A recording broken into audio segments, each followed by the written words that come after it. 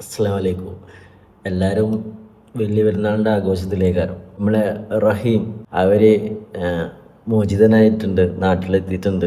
ജോലിയുടെ ഒക്കെ ഭാഗമായിട്ട് ഇന്നലെ പുലർച്ചൊക്കെ കിടന്നുറങ്ങുന്നത് ഏകദേശം ഒരു 5-6 മണിയൊക്കെ. പെരുന്നാൾ നിസ്കാരം കിട്ടിയിട്ടില്ല, സത്യസന്ധമായിട്ട് പറയാമല്ലോ. ഇപ്പോഴും എണീക്കുന്നത് ഏകദേശം ഒരു 4 മണി 4 മണിയായപ്പോഴാണ് എണീക്കുന്നത്. അത് എണീച്ചിട്ട് ഞാൻ ജസ്റ്റ് സോഷ്യൽ മീഡിയ ഓണാക്കിയതിൻ്റെ ശേഷം ഞാൻ കണ്ട ഒരു അത്രയും എനിക്ക് മനസ്സിന് ഹാർട്ട് ടച്ച് വന്ന്, അതായത് എനിക്ക് എൻ്റെ കണ്ണ് വരെ ചിലപ്പോൾ എനിക്ക് നിറഞ്ഞു പോയി ആ ഉമ്മ ചോറ് വാരി കൊടുക്കുന്ന റഹീമിന്.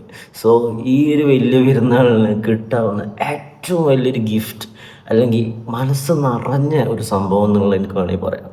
കാരണം നമുക്കെല്ലാവർക്കും അറിയാം ആ മനുഷ്യൻ എത്രത്തോളം അവിടെ കിടന്ന് കഷ്ടപ്പെട്ടിട്ടുണ്ട് എന്നുള്ളതും. നമ്മളൊക്കെ ഇവിടെ ബോച്ച പോലത്തെ ഒരാളൊക്കെ അതിന് എത്രത്തോളം എഫേർട്ട് ഇട്ടിട്ടുണ്ടെന്നുള്ളൂ. എനിക്ക് ബോച്ചനോട് നല്ല റെസ്പെക്റ്റൊക്കെ തോന്നി. കാരണം എനിക്കത് പറയേണ്ട അറിയില്ലടാ, ഒരു കുടുംബത്തിൻ്റെ പ്രതീക്ഷയാണ് തിരിച്ചു കിട്ടിയിട്ടുള്ളത്. ഒരിക്കലും നടക്കൂല എന്ന് വിചാരിച്ചൊരു സംഭവം ആ ഒരു ഉമ്മാൻ്റെ മുമ്പിൽ, മരിക്കുന്നതിൻ്റെ മുമ്പിൽ ഉമ്മാക്ക് കണ്ണുകൊണ്ട് കാണാൻ പറ്റിയില്ലടാ. സി ഈ വലിയ പെരുന്നാൾക്ക് നമ്മൾ ഓരോ മലയാളികൾക്കും കിട്ടാവുന്ന ഏറ്റവും സ്പെഷ്യൽ ഗിഫ്റ്റാണ് റഹീം എന്ന് പറഞ്ഞത്. അതേ ഒരു ഡയൽ ഇവിടെ ഇറങ്ങി. സോ എനിക്ക് ഒരു പെരുന്നാളും എനിക്ക് പെരുന്നാളൊന്നും ഇല്ലയെന്ന് വിചാരിച്ചത്. പക്ഷേ ഈ ഒരു ന്യൂസും ആ ഒരു വീഡിയോ കണ്ടപ്പോൾ എനിക്ക് പഫല്ലി ഒരു പെരുന്നാൾ ഫീൽ കിട്ടി.